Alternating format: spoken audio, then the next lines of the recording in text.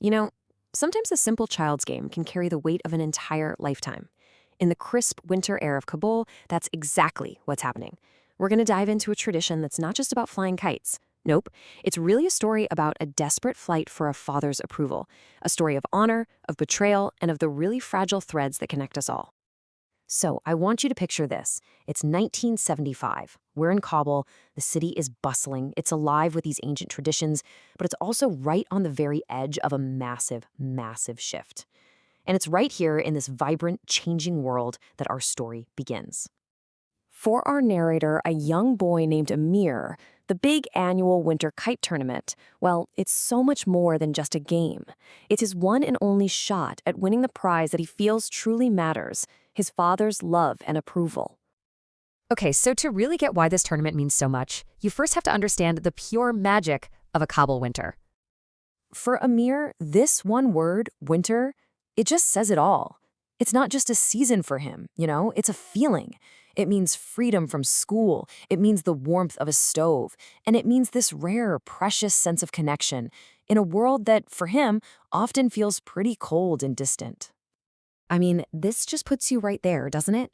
You can almost feel that crunch of snow under your boots, smell that sweet turnip stews simmering away. These are the little details that just defined what a Kabul winter was all about. And woven through every single one of these amazing memories is one constant: the kites. And of course, for any kid, the absolute best part was the 3 glorious months of freedom from school. No more homework, no more long division. Now, there were some unfortunate kids, as he calls them, who had to go to voluntary winter classes, but for most, it was just a season of pure, unfiltered fun. So, let's get to the main event. Because this was not just flying kites around for fun. Oh no, this was a battle, and every single warrior needed their weapon. The most important part of the whole thing was the string, or tar as they called it. And listen, this wasn't your average kite string from the store. Boys would spend days carefully coating hundreds of feet of string with this mixture of glue and finely ground glass. The result? A line so sharp it could slice right through an opponent's string in midair. The cuts they'd get on their own fingers, those were like badges of honor. The whole dynamic was pretty simple, and honestly, brutal. The kite itself, that was just the gun. It was the vehicle you used to get into the battle. But the tar, that glass-coated line, that was the bullet. That's what did all the real damage. And unlike competitions you might see elsewhere, kite fighting in Kabul was just beautifully chaotic. It kind of reflects a culture that loves custom but hates rules. The goal was simple: fly your kite and cut down everybody else's. It was this incredible dance of dives and releases, fakes and pulls, all to get your tar in the perfect position to saw through another line. No rules, no regulations, just pure skill and a little bit of luck. And get this, the fight didn't just end when a string got cut. That's when the kite runners would explode into action. Hordes of kids would sprint through the streets, chasing after that defeated kite as it spiraled down. Catching it was a huge deal, a point of pride. But catching the very last fallen kite of the entire tournament, man, that was the ultimate trophy. But beyond all the chaos of the fight and the thrill of the chase, this tournament held a really deep, personal weight for Amir. And to understand why, we have to talk about his relationship with his father, Baba. This quote just cuts right to the heart of it, doesn't it?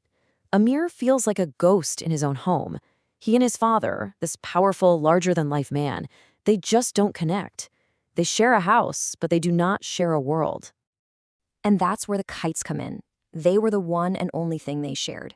This single activity where Amir felt like he had a chance, just maybe, to bridge that huge emotional gap and finally earn his father's respect.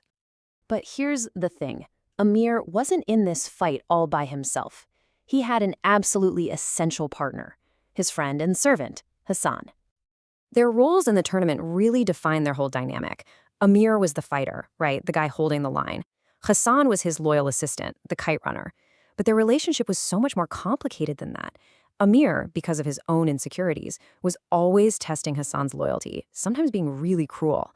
And Hassan's devotion, it was just absolute, unwavering. And we're not talking about just any kite runner here. Hassan was a prodigy. He had this almost supernatural gift. It was eerie. He didn't just chase the kites. He seemed to know where they would land before they even started falling. He was, without a doubt, Amir's secret weapon. So, with Hassan by his side, Amir is heading into the biggest tournament they've seen in 25 years. But the prize he's really after? It isn't a kite. Just 4 days before the tournament, Baba says this to him. It might seem like just a casual comment, right? But for Amir, that sentence is everything.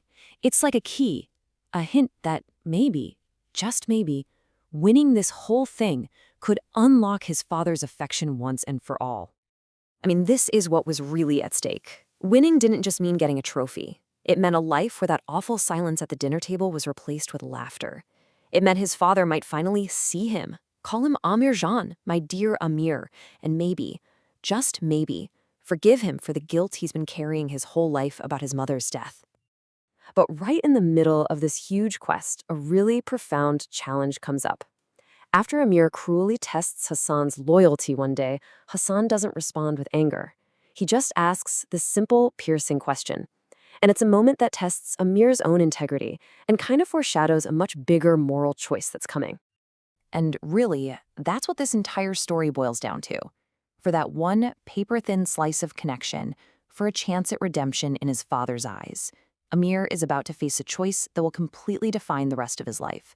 And it kind of leaves us all asking, what's the true price of approval?